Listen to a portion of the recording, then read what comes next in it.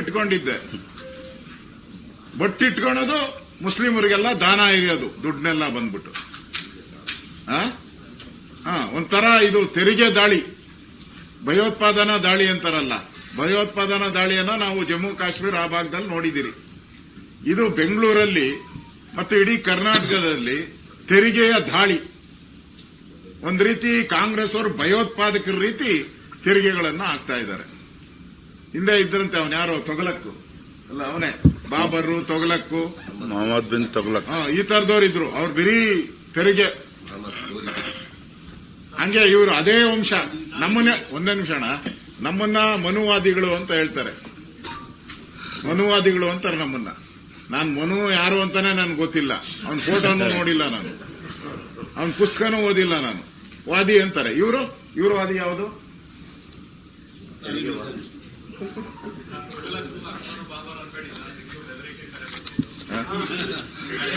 ಹೇಳ್ಬೇಕಾ? ಬಿಜೆಪಿ ಹಿಂದುತ್ವ ಪರ ಇರುವಾಗ ಬಿಜೆಪಿಯ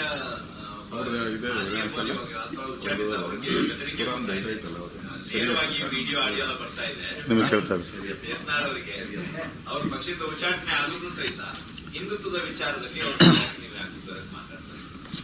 ನೋಡಿ, ಯಾರೇ ಹಿಂದೂಗಳು, ಅದು ನಮ್ಮ ಪಾರ್ಟಿಯವ್ರು ಇರ್ಬೋದು, ಇನ್ನೊಬ್ರು ಇರ್ಬೋದು, ರೈಟ್ ಇರ್ಬೋದು, ಲೆಫ್ಟ್ ಇರ್ಬೋದು, ಯಾವುದೇ ಇರಲಿ, ಹಿಂದೂಗಳ ಮೇಲೆ ಅಲ್ಲೇ ಆದಾಗ ನಾವು ಅವ್ರ ಪರವಾಗಿ ನಿಲ್ತೀವಿ.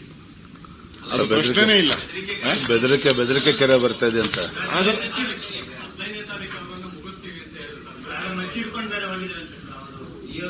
ನೋಡಿ, ಇಂಥ ಈ ದೊಡ್ಡ ಬೆದರಿಕೆಗೆ ಯಾರು ಬೆದರಲ್ಲ. ಅದ್ರ ಬಗ್ಗೆ ಸರ್ಕಾರ ಏನ್ ಕ್ರಮ ತೆಗೆದುಕೊಳ್ಬೇಕು ಅದನ್ನ ಈಗಾಗಲೇ MB ಪಾಟೀಲ್ ಹೇಳಿಕೆಯನ್ನ ಕೊಟ್ಟಿದ್ದಾರೆ. ನಾವು ಕ್ರಮ ತೆಗೆದುಕೊಳ್ತೀರಿ ಅಂತೇಳಿ ಹೇಳಿಕೆಯನ್ನ ಕೊಟ್ಟಿದ್ದಾರೆ.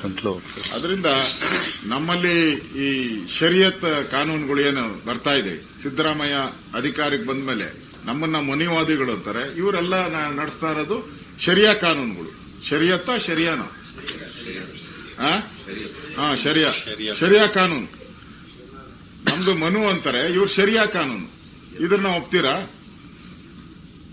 ಅದರಿಂದ ಇಲ್ಲಿ ಸಿದ್ದರಾಮಯ್ಯ ಒಂದ್ ರೀತಿ ವೀಲ್ ಚೇರ್,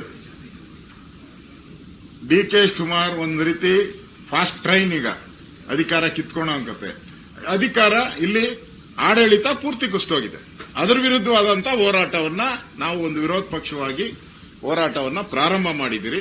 ಇಡೀ ರಾಜ್ಯಾದ್ಯಂತ ಹೋರಾಟ ನಾವು ಮುಂದುವರಿಸ್ತೀರಿ. ನಾವು ಇನ್ನು ಮುಂದೆ ಬರತಕ್ಕಂತ ದಿನಗಳಲ್ಲಿ ದೊಡ್ಡ ಹೋರಾಟ. ಈಗಾಗಲೇ ಬೆಂಗಳೂರಿಂದ ಮೈಸೂರವರೆಗೂ ನಾವು ಪಾದಯಾತ್ರೆ ಮಾಡಿ ಮೂಡ ಹಗರಣದ 14 ಸೈಟ್ ಯಾರಿಗೆ ವಾಪಸ್ ಕೊಟ್ರು? ನಮ್ಮ ಹೋರಾಟದ ಫಲವಾಗಿ 14 ಸೈಟ್ ವಾಪಸ್ ಕೊಟ್ಟಿದ್ದು. ನಮ್ಮ ಹೋರಾಟದ ಪರವಾಗಿ ನಾಗೇಂದ್ರ ರಾಜೀನಾಮೆ ಕೊಟ್ಟಿದ್ದು. ವಿರೋಧ ಪಕ್ಷವಾಗಿ ನಾವು ಏನ್ ಮಾಡಬೇಕೋ ಸಮರ್ಥವಾಗಿ ನಾವು ಮಾಡ್ತಾ ಇದ್ದೀರಿ. ಮುಂದೇನು ಹಲವಾರು ಜನ ಮಂತ್ರಿಗಳು ಮನೆಗೆ ಹೋಗೋದು ಗ್ಯಾರಂಟಿ. ಒಬ್ಬೊಬ್ಬರು ಜಾತಿ ಜನಾಂಗದ ವಿಚಾರ ಸಾಕಷ್ಟು ಚರ್ಚೆ ಆಗ್ತಿದೆ ಸರ್. 3 ದಿನಗಳಿಂದ ಕೂಡ ಬಿಜೆಪಿನಲ್ಲಿ ಯಾವ ರೀತಿ ನೋಡುತ್ತೆ ಮತ್ತೆ ಹೋರಾಟ ಮಾಡುತ್ತಾ ಏನ್ ನಿಲುವು ಬಿಜೆಪಿ? ಭಾರತೀಯ ಜನತಾ ಪಾರ್ಟಿ ನಮ್ಮ ನಿಲುವು ಸ್ಪಷ್ಟವಾಗಿದೆ. ಈ ರಾಜ್ಯದಲ್ಲಿ ಹಿಂದುಳಿದ ವರ್ಗಗಳು, ಶೋಷಿತ ಪೀಡಿತ ಸಮುದಾಯಗಳ ಆರ್ಥಿಕ, ಸಾಮಾಜಿಕ, ಶೈಕ್ಷಣಿಕ ಅಭಿವೃದ್ಧಿ ಆಗಬೇಕು, ಅವರಿಗೆ ನ್ಯಾಯ ಸಿಗಬೇಕು. ಅದ್ರ ಬಗ್ಗೆ ಭಾರತೀಯ ಜನತಾ ಪಾರ್ಟಿ ನಮ್ದು ಯಾವುದೇ ಭಿನ್ನಾಭಿಪ್ರಾಯ ಇಲ್ಲ. ಆದರೆ ಈ ವರದಿ ಬಗ್ಗೆ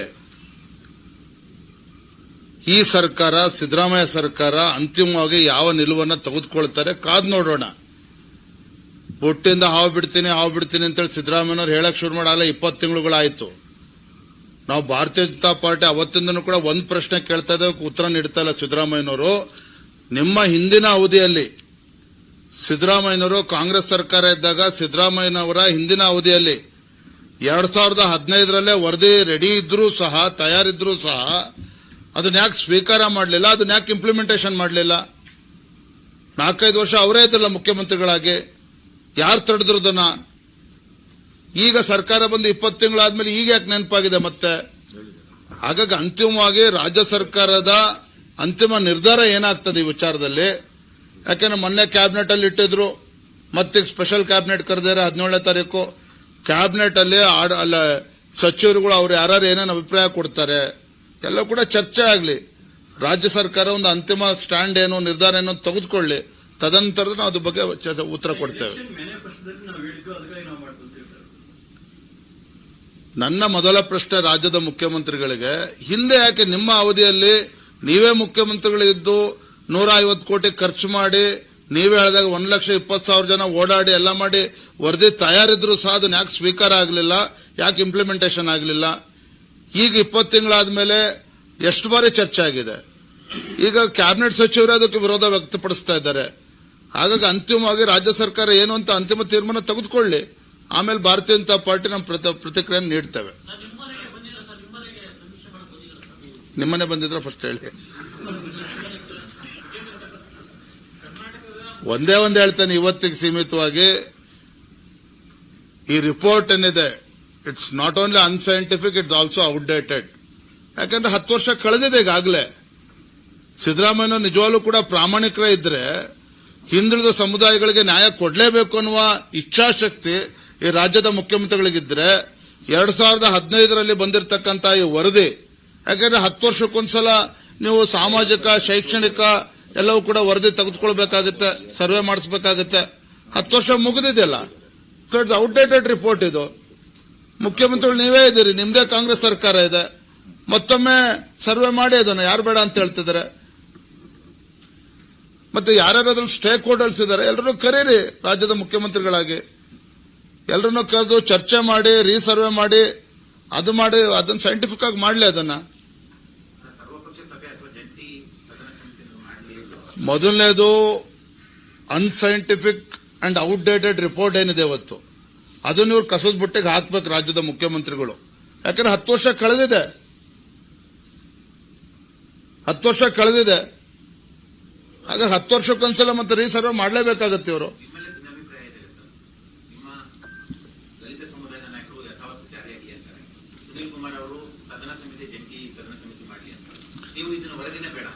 ನೋಡಿ, ನಾವೆಲ್ಲ ಪಕ್ಷದ ಮುಖಂಡಕ್ಕೂ ಚರ್ಚೆ ಮಾಡ್ತೇವೆ. ಮೊದಲು ರಾಜ್ಯ ಸರ್ಕಾರ ಇದ್ರ ಬಗ್ಗೆ ಸ್ಪಷ್ಟವಾಗಿ ಅದರ ನಿಲುವು ಏನು ಅಂತೇಳಿ ಸ್ಪಷ್ಟಪಡಿಸಲಿ.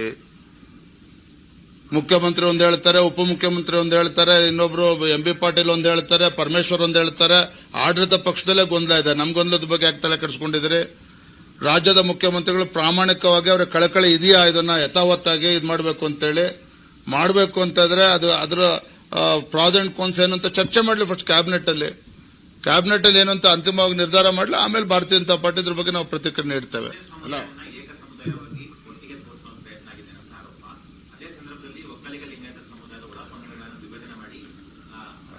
ಆಡಳಿತ ಪಕ್ಷದ ಕರ್ತವ್ಯ ಇದೆ ರಾಜ್ಯದ ಜನರ ಮುಂದೆ ಈ ವಿಚಾರವನ್ನು ಪ್ರಸ್ತಾಪ ಮಾಡುವ ಮುಂಚಿತವಾಗಿ ಅವರೇನು ವಿಶೇಷ ಕ್ಯಾಬಿನೆಟ್ ಮೀಟಿಂಗ್ ಅನ್ನು ಕರೆದಿದ್ದಾರೆ ಚರ್ಚೆ ಮಾಡಲಿ.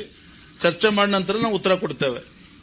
ಈಗ ಮುಸ್ಲಿಂ ಸಮುದಾಯ ಒಂದೇ ನಿಮಿಷ, ಮುಸ್ಲಿಂ ಸಮುದಾಯದವರು ನಂಬರ್ 1 ಇದ್ದಾರೆ ಅಂದ್ಮೇಲೆ ಅವರಿಗೆ ಇದಾಕ್ಬೇಕು, ಮೈನಾರಿಟಿ ಸ್ಟೇಟಸ್ ಹಾಕ್ಬೇಕು ಅವ್ರಿಗೆ ಅಲ್ವಾ? ಅವರೇ ಎಲ್ಲರಿಗಿಂತ ಜಾಸ್ತಿ ಇದ್ಮೇಲೆ ಮೈನಾರಿಟಿ ಸ್ಟೇಟಸ್ ಯಾಕೆ ಕೊಡ್ಬೇಕು? ಸಿದ್ದರಾಮಯ್ಯ ಯಾಕೆ ಟೋಪಿ ಹಾಕೊಂಡು ಅವರಿಂದ ಬಿದ್ದಿದ್ದಾರೆ? ಈಗ ಅಧ್ಯಕ್ಷರು ಹೇಳಿದ್ರು ಔಟ್ಡೇಟೆಡ್ ಅಂತೇಳಿ.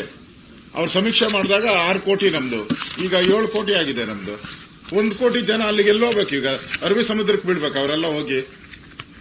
ಸಮೀಕ್ಷೆ ಮಾಡಿದಾಗ 6 ಕೋಟಿ ಇತ್ತು, ಈಗ 7 ಕೋಟಿ ಆಗಿದೆ. 1 ಕೋಟಿ ಜನ ಏನು ಅರಬ್ಬಿ ಸಮುದ್ರಕ್ಕೆ ಬಿಡ್ಬೇಕಾ, ಹಿಂದೂ ಮಹಾಸಾಗರಕ್ಕೆ ಬಿಡ್ಬೇಕಾ ಅವರೆಲ್ಲ? ಇದು ಸಿದ್ದರಾಮಯ್ಯ ಎಲೆಕ್ಷನ್ ಗಿಮಿಕ್.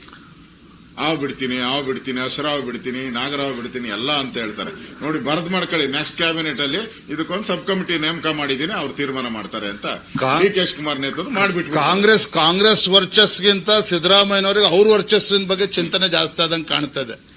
ಕಾಂಗ್ರೆಸ್ ವರ್ಚಸ್ಗಿಂತ ಸಿದ್ದರಾಮಯ್ಯನವರು ಅವ್ರ ವರ್ಚಸ್ ಬಗ್ಗೆ ತಲೆ ಕೆಡಿಸ್ಕೊಂಡಿದ್ರೆ, ಹಾಗಾಗಿ ಇದು ಚರ್ಚೆಗಳು ನಡೀತಾ ಇದೆ. ಓಕೆ, ಧನ್ಯವಾದ. Thank you.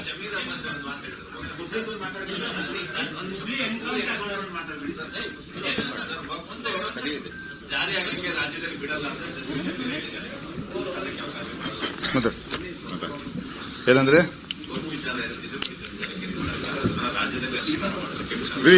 ಅವ್ರು ಯಾರು? ಭಾರತದ ಪಾರ್ಲಿಮೆಂಟ್ ಸುಪ್ರೀಂ ಅವ್ರು ಯಾರ್ರೀ? ದಾರ್ಯಾಗ ಹೋಗೋ ದಾಸಾಗಿ ಕೇಳಿ ಪಾರ್ಲಿಮೆಂಟ್ ಅಲ್ಲಿ ಮಾಡ್ತಾರೆ. ಪಾರ್ಲಿಮೆಂಟ್ ಅದು ಹಿಂದೆ 2013ರಲ್ಲಿ ಮನಮೋಹನ್ ಸಿಂಗ್ ಕಾಯ್ದೆ ತಂದರಲ್ಲ, ಯಾವ ಭೂಮಿ ತೋರಿಸ್ಬಿಟ್ಟಿದ್ರು ನಮ್ಮ ವಕ್ಫ್ ಬೋರ್ಡ್ ಅಂತ ಹೇಳಿದ್ರೆ ನಮ್ದು ಅಂತ ಹೇಳಿ ದೇವಸ್ಥಾನ ಎಲ್ಲ ಆಗೋದ್ರಲ್ಲ, ಆಸ್ಪತ್ರೆ, ದೇವಸ್ಥಾನ. ಅವಾಗ ಯಾವ ಫಾಲೋ ಮಾಡ್ಲಿಲ್ವ ಎಲ್ಲ ಭಾರತೀಯರೆಲ್ಲರೂ? ಮಾಡಲೇಬೇಕು, ಮಾಡಿಸ್ತೀರಿ. That is constitution. ಅಂಬೇಡ್ಕರ್ ಸಂವಿಧಾನ ಅದನ್ನೇ ಹೇಳೋದು. ಇವ್ರ ತರ ಕಳ್ಳರು ಕಾಂಗ್ರೆಸ್ ತರ ಸಂವಿಧಾನವನ್ನ ಎಷ್ಟು ಸರಿ ಬದಲಾವಣೆ ಮಾಡಿದ್ರು? 50-60 ಸರಿ ಬದಲಾವಣೆ ಮಾಡಿದ್ದಾರೆ ಸಂವಿಧಾನನ. ಅವರಿಂದ ಏನು ಬುದ್ಧಿ ಕಲಿಯುವಂತ ಅವಶ್ಯಕತೆ ಬಿಜೆಪಿಗೆ ಇಲ್ಲ. ಎಸ್ ಸರ್, ಥ್ಯಾಂಕ್ ಯು, ಧನ್ಯವಾದ. ಪ್ರಶ್ನೆನೇ ಕೇಳಿಲ್ಲ ನೀನು. ಹಾ, ಹೇಳಮ್ಮ. ಹಿಂದೆ ಹೋಗ್ಬಿಟ್ಟಿದ್ಯಾ ಲಾಸ್ಟ್ ಅದಕ್ಕೆ. ಹಾ, ಕರ್ನಾಟಕದ ಮುಸ್ಲಿಂ ಮೀಸಲಾತಿ ಬಗ್ಗೆ ಪ್ರಧಾನಿ ನರೇಂದ್ರ ಮೋದಿ ಬಹಿರಂಗವಾಗಿ ವಿರೋಧ ವ್ಯಕ್ತಪಡಿಸಿದ್ದಾರೆ. ಹರಿಯಾಣದ ಇಸ್ಲಾಂನಲ್ಲಿ ಮಾತನಾಡುವ ಸಂದರ್ಭದಲ್ಲಿ ಕರ್ನಾಟಕದಲ್ಲಿ 4% ಮೀಸಲಾತಿ ಕೊಟ್ಟಿರುವಂತೂ ನಿಯಮ ಬಾಹಿರ, SC/ST ಮೀಸಲಾತಿಯನ್ನ ಕಾಂಗ್ರೆಸ್ನ ಬಿಜೆಪಿ ತಮ್ಮ ಹೋರಾಟವನ್ನು ಇಂದು ಕೂಡ ಮುಂದುವರೆಸಿದ್ದಾರೆ. ಮಾಡ್ತಾ ಇದ್ರಲ್ಲ. ನಮ್ಮ ಜನಾಕ್ರೋಶ ಯಾತ್ರೆ ಇವೆಲ್ಲ ವಿಚಾರವನ್ನು ಇಟ್ಕೊಂಡೆ ನಾವು ಜನಾಕ್ರೋಶ ಯಾತ್ರೆ ಮಾಡ್ತಾ ಇರುವಂತದ್ದು. 3 ಕಾರಣಗಳು. ಒಂದು, ಬೆಲೆ ಏರಿಕೆ. ಒಂದೊಂದು, SCP, SP, TSP ಹಣವನ್ನ ದುರುಪಯೋಗ. 3ನೇದು, ಮುಸ್ಲಿಮರಿಗೆ ಕೊಟ್ಟಿರ್ತಕ್ಕಂಥ 4% ರಿಸರ್ವೇಶನ್ ಸರ್ಕಾರಿ ಕಾಮಗಾರಿಗಳಲ್ಲಿ. ಈ 3 ವಿಚಾರಗಳನ್ನ ಇಟ್ಕೊಂಡೆ ನಾವು ಜನಾಕ್ರೋಶ ಯಾತ್ರೆ ಮಾಡ್ತಾ ಇದ್ದೇವೆ. ಇಲ್ಲ, ನಾವು ಈಗಾಗಲೇ ಹೋರಾಟ ಪ್ರಾರಂಭ ಮಾಡಿದ್ದೇವೆ. ಜೋರಾಗಿ ಮಾಡ್ತೀರಿ? ಪ್ರಾರಂಭ ಮಾಡಿದ್ದೇವೆ. ನಿನ್ ಕಡೆ ನೋಡಿದ್ದೇನೆ, ಧನ್ಯವಾದ. ಹಾ, ಒಂದ್ ನಿಮಿಷಪ್ಪ. ಅಲ್ಲ, ನೆಕ್ಸ್ಟ್ ಪೇಜ್ ಇಂದ ಮೇಜರ್ ಹೇಳ್ತಾರೆ. ನೀನು ಹುಬ್ಳಿದ ಸ್ವಾಗತ ಮಾಡ್ತೀರಿ?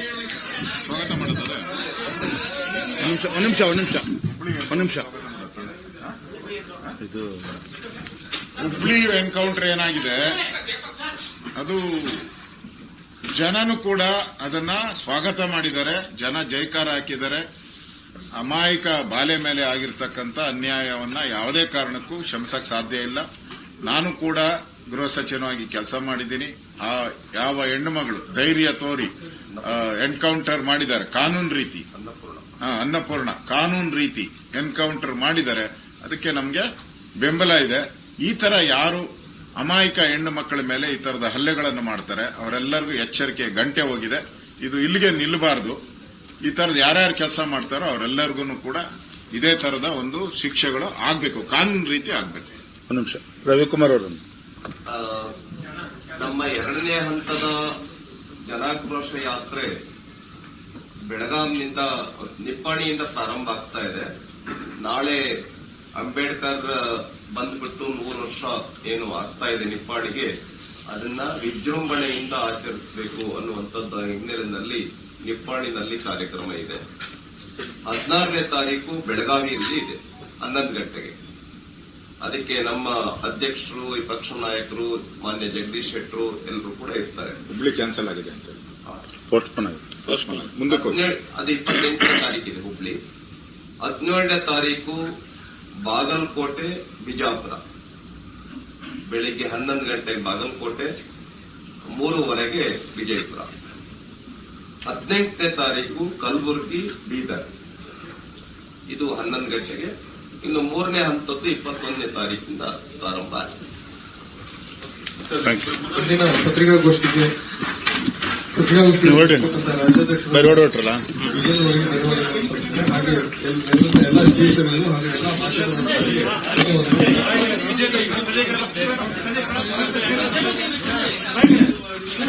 ಹೆಚ್ಚಿನ ವಿಡಿಯೋಗಳಿಗೆ ಪ್ರತಿಧ್ವನಿ ಯೂಟ್ಯೂಬ್ ಚಾನೆಲ್ ಸಬ್ಸ್ಕ್ರೈಬ್ ಮಾಡಿ, ಬೆಲ್ ಐಕಾನ್ ಕ್ಲಿಕ್ ಮಾಡಿ.